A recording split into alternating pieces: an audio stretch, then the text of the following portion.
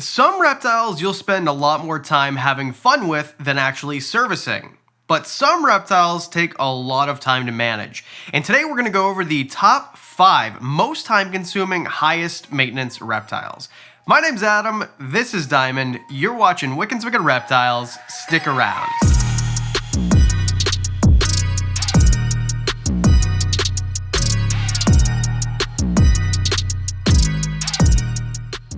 These 5 reptiles are awesome. I'm not saying they're bad pets at all, I'm just saying they take a little bit more time or effort, or there's something about them that makes them just more difficult to care for than other species. Am I really gonna retake that? The dog is just going crazy. Eris, come on. So let's start it off with number 5, Mainland Reticulated Pythons. I differentiate mainlands from the other ones because mainlands are the big ones. These are the largest version of a reticulated python. Now there are dwarfs and super dwarfs, but they're not going to be in this category. When I say mainland reticulated python, I'm talking about the big boys, the ones that get 20 plus feet sometimes and hundreds of pounds. These are massive snakes. Do I really need to explain why they're high maintenance? Probably not, but I will. There's a few main things. First of all, you need a second person to handle them safely, in my opinion.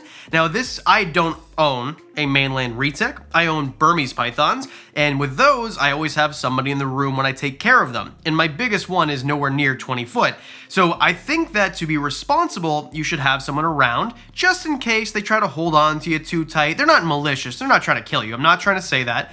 I'm just saying that sometimes a reticulated python, which is a semi-arboreal snake, might want to hold on to you because they think you're a tree, and they're really, really strong. So always have someone around just in case. You're looking at my ear too.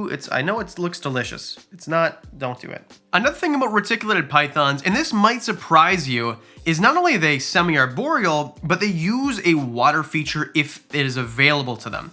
There are a lot of really cool channels or a lot of really cool keepers who don't even really have a public channel but just post to groups that will show these massive enclosures with these water features. So if you give an animal a large water receptacle, a large water area, and a large area in the trees or perches or whatever you give them, it's just more maintenance to keep clean. This is just a space thing. It's easier to keep a 700 square foot house clean than a 2,000 square foot house. It's the same thing with an enclosure. I guess for a better example, if you have a house with a pool and a tree house, it just takes more time to...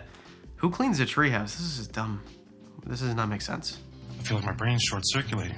Now, why would you want one in the first place? If you are equipped to handle them, which in my opinion, they're an expert level snake, I think that they are very smart. I don't think anyone would disagree who's ever had the opportunity to deal with them. They are very smart. They know what's going on. They have a great feeding response, but they're also super handleable if socialized. And as much as I love handling Pikachu and ball pythons and all sorts of different snakes that I have, the big ones feel different. They feel unique. They feel special. They're big. They give you a great big hug. I don't know, it's just, if you ever get the opportunity to handle a reticulated python or a berm or something like that, you should take it in a safe manner. It's just very special. Number 4, we'll go back to the normal thing we do where we ruin the list with an amphibian, dart frogs. This is a caveat, okay? So I think, in my opinion, for me, they're actually a really easy species to take care of. It's an amphibian, not a reptile. But I think if you lived in, say, Arizona and you didn't have a misting system, you'd have a hard time. Now there are a couple universal things no matter where you are or however the setup is that make them a little bit more difficult or high maintenance than other species, and we'll get to that first, I guess.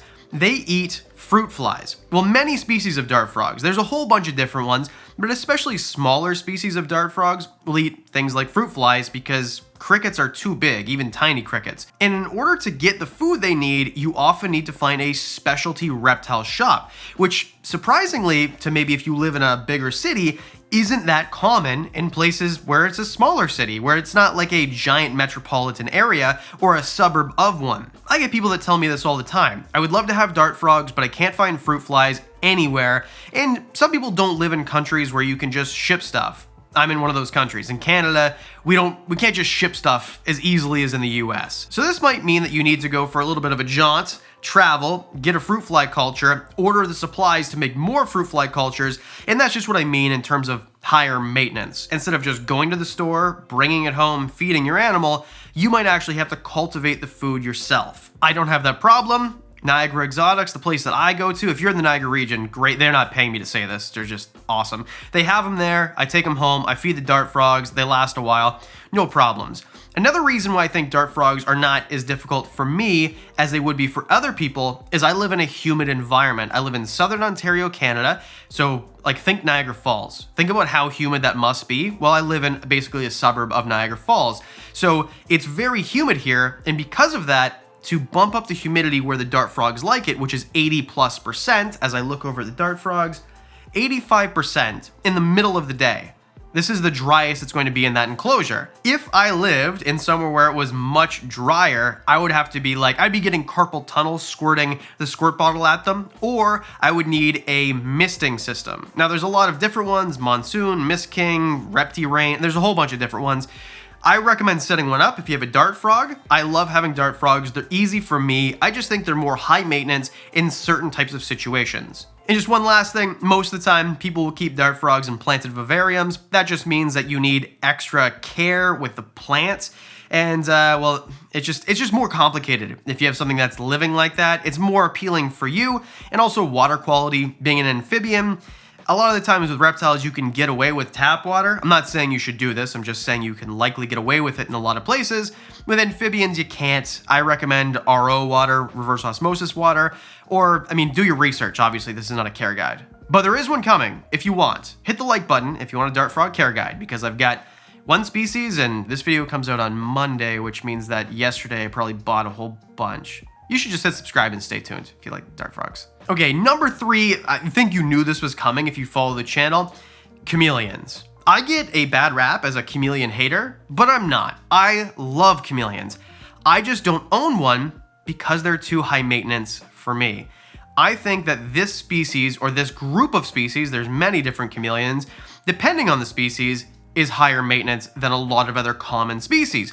For example, leopard geckos and bearded dragons, those are kind of the bread and butter, and chameleons are really close behind. I didn't realize how popular they were, but it turns out they're in the top 5 in North America anyway, in terms of pet lizards. They have short lifespans naturally, and they have shorter lifespans if you don't care for them properly, and the care is a little bit more in-depth. What am I trying to say here? They're harder to take care of than basically everything else. A lot of species need special lighting. Well, they all need UVB, so all of them do. A lot of them need special caging, like a Repti type a screen enclosure that allows for more ventilation, but they still need humidity, a lot of them, a higher level of humidity. Again, this is not a care guide, and chameleons vary widely as they come from all different types of environments.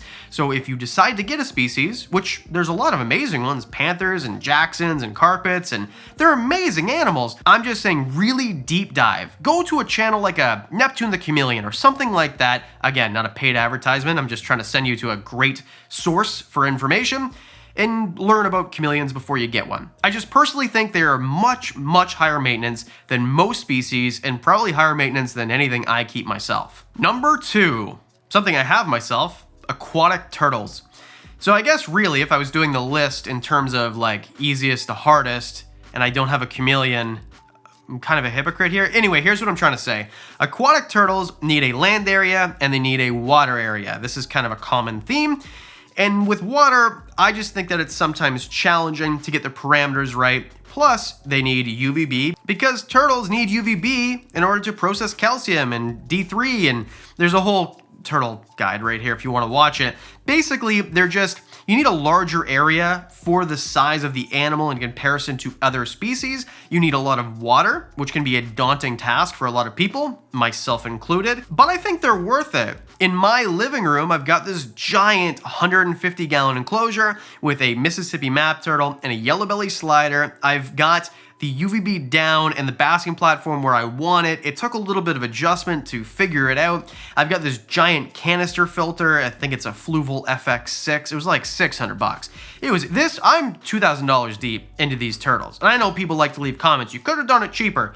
Yeah, you can do a lot of things cheaper, but I just choose to do it the right way. And I think that this is the way to go. If you're gonna get turtles and you want it to be a beautiful enclosure, something that is a piece to look at in your home, then, it might cost you a little bit of money. Not as much as number 1 though. Holy cow. But other than that, turtles are really fun to watch. I love water, like looking at things in water, because with, say, a leopard gecko, you're gonna watch it on the ground, or they're gonna be able to climb up, I don't know, little logs and stuff. But with water, it's kind of like flying in the air. You guys know how water works, right? Like you can float through it. You guys been in a pool before, or an ocean or lake or body of water? So your eye just kind of goes everywhere. You know, there's no wasted space is what I'm trying to say. And you can put fish with them, which is what we do. And you get to feed them and watch them. I just think they're so much more fun to watch than a lot of other species. And because we've got 2 different species in the same enclosure, the same tank, which you definitely can do, research how to do it first. It's just diverse, it's fun. They're one of my favorite species to watch, or group of species, since aquatic turtles come in. Okay, can we just move on to number 1? Okay, number 1 high maintenance reptile, Caiman lizards. I personally think these are one of the most interesting and unique species that are commonly kept in captivity.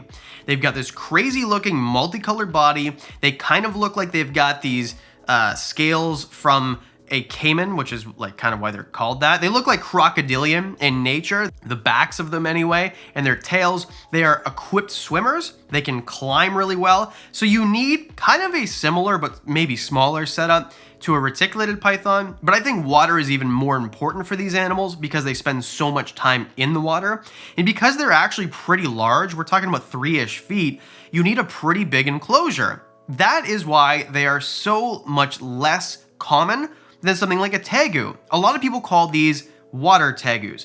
And I think they're kind of similar in temperament and size and just overall, to me, they look similar. But I think that tegus are a better option for most people because they're mostly terrestrial. They don't need these huge water type of areas where they can do some swimming, not just soak, but swim. And I think that's the difference. And that's why a Caiman lizard, although just as cool, or maybe even cooler in my opinion, aren't as common because most people can't take care of them properly.